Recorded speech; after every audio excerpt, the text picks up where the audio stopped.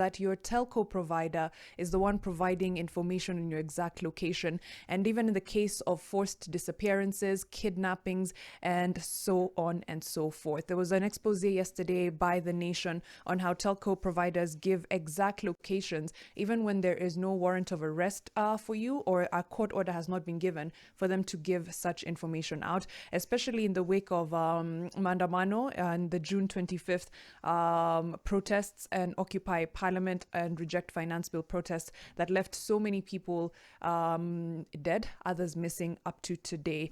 Now, U.S. Ambassador to Kenya, Meg Whitman, denounced the abuse of the use of mobile phone, users' rights to privacy, while the Kenya Human Rights Commission said that the expose revealed that telcos are complicit in aiding and covering up abductions and killings by rogue security agencies. So a months-long investigation has uncovered how for years security agencies have had nearly unrestricted access to sensitive records of mobile phone users, including your precise location data. The records have been used to track and apprehend individuals suspected of criminal activities, but they have also been used to infringe on the privacy of innocent users. I think this was something that deeply all of us suspected, especially as disappearances and abductions become more commonplace with this administration. But the National Intelligence Service, through the Nurdin Haji and the Directorate of Criminal Investigation, through their boss Mohammed Amin, did not respond to any questions or queries or text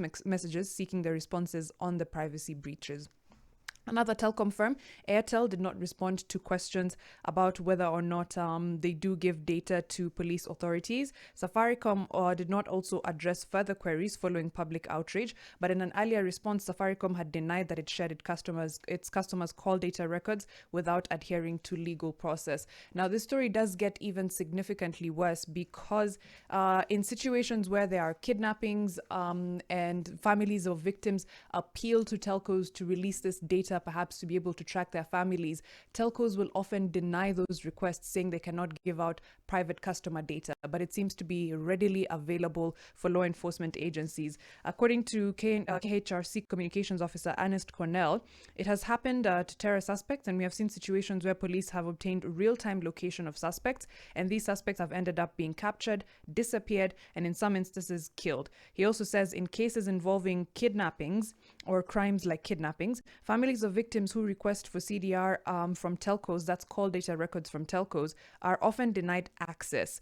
The companies typically respond by stating that they cannot release the data of their customers. In one instance, a family with support from the human rights lobby group Muhuri submitted a request, but it was declined on the ground that the lobby was not the registered owner of the mobile phone number. In other, even more shocking news, it seems that sometimes there's discrepancies in data that is given to court cases, is given in the event of court cases where suspects are on trial. It seems that some cases have discrepancies because they are not the same as what was given. They do not, match up with call activity that was given by the telcos. These are all really, really worrying expose. This is all really, really worrying information. And of course, this expose does mean that we are really on our own. As far as this, will the telcos be held accountable for illegally sharing customer data? Something we wait to see. Will the enforced disappearances come to an